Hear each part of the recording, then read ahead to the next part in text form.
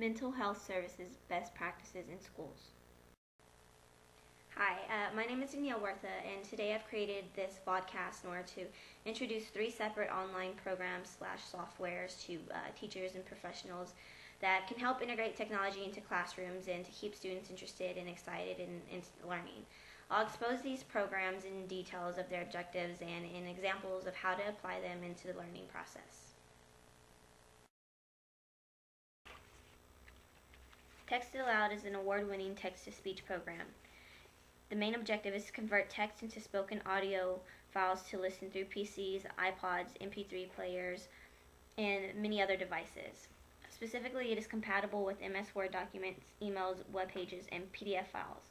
PDF files are useful when wanting to scan textbooks and have them accessible through various devices. It helps students to learn through listening.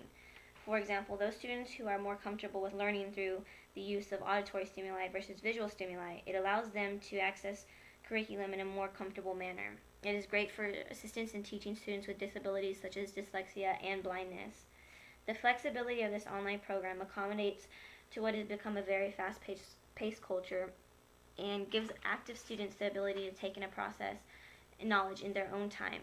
It is cost-effective, meaning that since it does have to be purchased, teachers can make the use of the program cost-effective by utilizing online storage portals such as Dropbox, which will be discussed later on in the podcast, ultimately leaving this one purchase usable by many individuals.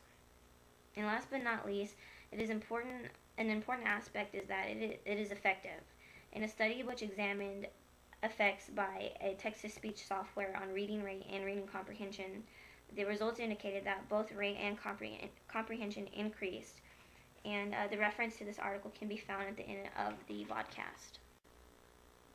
Dropbox is a web-based file hosting service operated by Dropbox Inc. It uses cloud storage to enable users to store and share files and folders with others across the internet using file synchronization. Up to 2 gigabytes of free storage is available to new users, and for those who would like to purchase more gigabytes, it is available.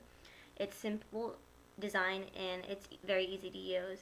It can be used to store, share, and synchronize files, as I mentioned, and these files can be saved either directly from the computer or in files that you have saved on your desktop or from a web browser that you currently have open. It enables more than one person to edit and repost files, allowing for a more communicable process of group work. As a student myself, I have found that Dropbox is effective as far as allowing me to remain interested in group work. Personally, and through self-reports of other individuals and peers that I've worked with, the most difficult aspect of group work sometimes is finding the time to actually meet and having a way to share information easily. Dropbox allows this through allowing multiple users to edit files without having to physically be available to one another. It saves times in the aspect that it allows others to access information that you found and you want to share without having those individuals go through the researching process themselves.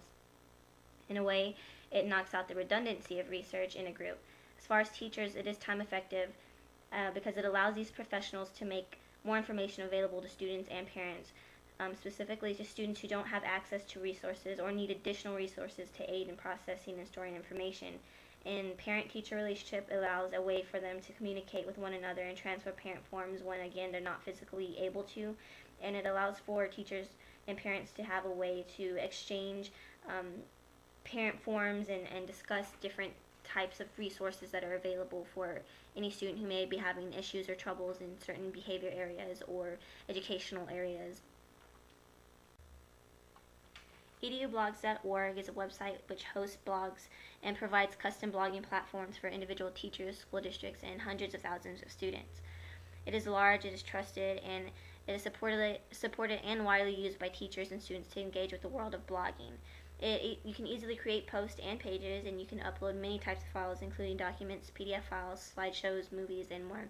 It is very user-friendly, and it allows parents to have access as well. It is time effective and is free. It allows teachers to have the ability to communicate with students outside of school hours in a positive manner. Learning is a social activity as well, and communication is very crucial as far as the learning process. EDU blogs allow students to have a safe zone in which they can practice their opinions, concerns, and pose questions, as well as find support for educational issues. With the recent increase of cyberbullying, it allows teachers to facilitate outside communication and ways to guide proper social interaction amongst peers. Again, it is a useful resource that allows parents to play an active role in their students' education. Blogging can be useful for many age groups and for many students who don't have the means for staying for additional tutoring. Blogging allows reflection, which can lead to a student realizing their strengths and their weaknesses. And by realizing their strengths and weaknesses, they allow for opportunity and growth in their education process. For further readings and more information discussed in this podcast, please research the following.